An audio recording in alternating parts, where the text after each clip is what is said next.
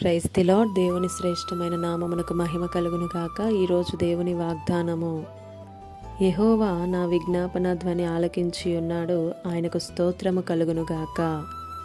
28వ కీర్తన 6వ చరణము.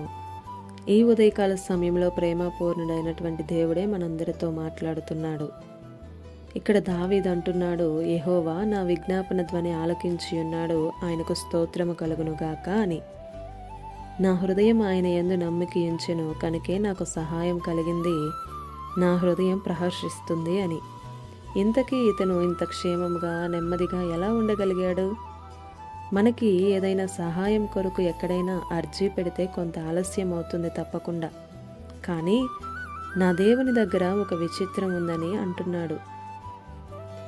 అతని జీవితంలో విజ్ఞాపన ధ్వని ఉంది. ఈ విజ్ఞాపన ధ్వని ఏ ఇంట్లో, ఏ సంఘంలో, ఎవరి జీవితంలో ఉంటుందో వారి జీవితాలలో దేవుని కార్యాలు, దేవుని సహాయమును తప్పకుండా పొందుకుంటారు.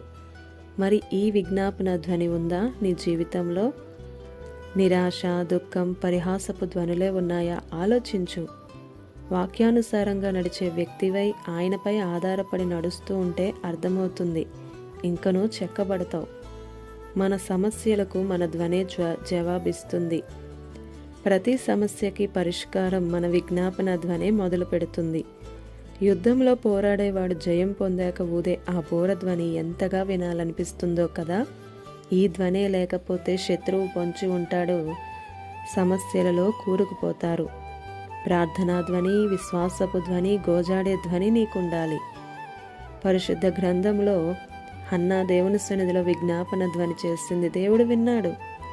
ఎస్తేరు కూడా దేవుని సన్నిధిలో విజ్ఞాపన ధ్వని చేసింది, విన్నాడు.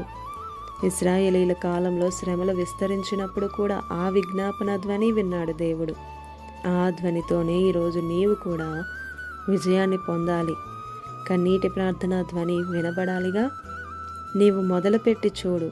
ఎప్పుడు ఎక్కడా వినని చూడని అద్భుతాలు జరిగించే దేవుడు, మనం నమ్మి విశ్వసిస్తూ ఆరాధిస్తున్నటువంటి దేవుడు. ఆమేన్.